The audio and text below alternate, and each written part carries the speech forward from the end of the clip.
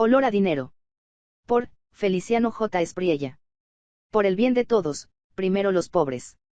Lo ha venido pregonando en todo tipo de foros desde hace varias décadas Andrés Manuel López Obrador y, tal vez dándole seguimiento al precepto bíblico, a Dios orando y con el mazo dando, desde el primer día de su mandato se empezaron a implementar diversas acciones orientadas a beneficiar a los compatriotas más necesitados. Recientes hechos y publicaciones me llevan a afirmar que cuando menos en este rubro, el combate a la pobreza, la 4T y AMLO han sido verdaderamente exitosos, a pesar de que hay todavía cualquier cantidad de cuatrofóbicos y de adversarios del presidente que continúan pregonando que la mejor prueba del fracaso del régimen es el incremento en el número de pobres. Nada más falso, como está por comprobarlo la encuesta de medición de la pobreza que cada 2 años realiza el Consejo Nacional de la Política de Desarrollo Social, Coneval, que se espera la publique el próximo jueves y según ha trascendido, de 2018 a 2022 el número de pobres en México se redujo en 5 millones. Cuando se conozcan los datos, haré otra publicación sobre el tema con el análisis basado en la información que arroje el informe. En tanto, en esta entrega el enfoque será en base al informe de la disminución de la desigualdad que publicó la semana pasada el Instituto Nacional de Estadística y Geografía, INEGI, el cual constituye también un testimonio de que la política económica en México está operando de acuerdo al eslogan López Obradorista de por el bien de todos, primero los pobres, el cual repite una y otra vez en sus conferencias matutinas y en la mayoría de los foros en los que interviene. Antecedentes.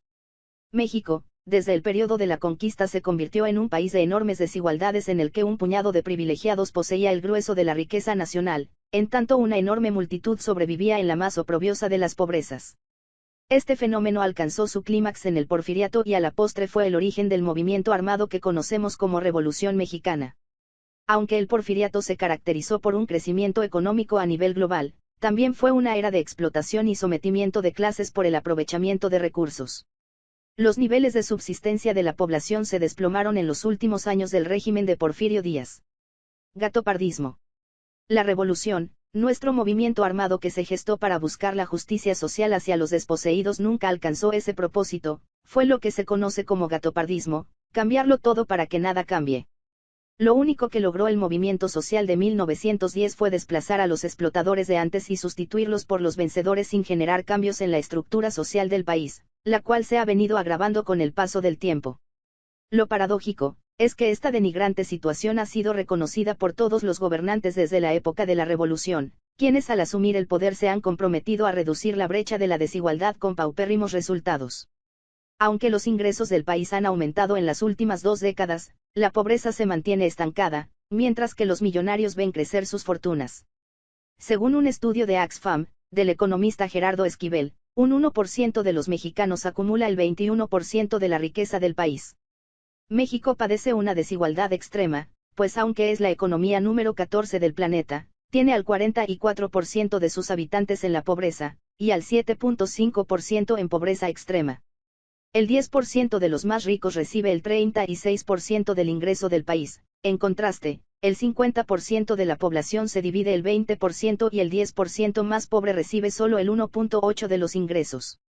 Es por lo anterior que noticias como las dadas a conocer por el INEGI la semana pasada resultan estimulantes y alentadoras, en el sentido de que los ingresos del 10% más pobre de la población subieron, entre 2018 y 2022, un 19.9% y la brecha de la desigualdad, aunque sigue siendo monstruosamente grande, tuvo una sensible reducción, al contraerse la diferencia entre el decil más bajo de la población y el más alto, el cual en 2022 registra que quienes más ganan obtienen 18 veces más ingresos que los que menos ganan.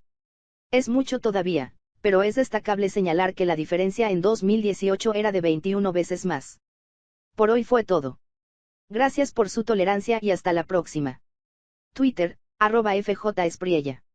Correo, felicianoespriella@gmail.com.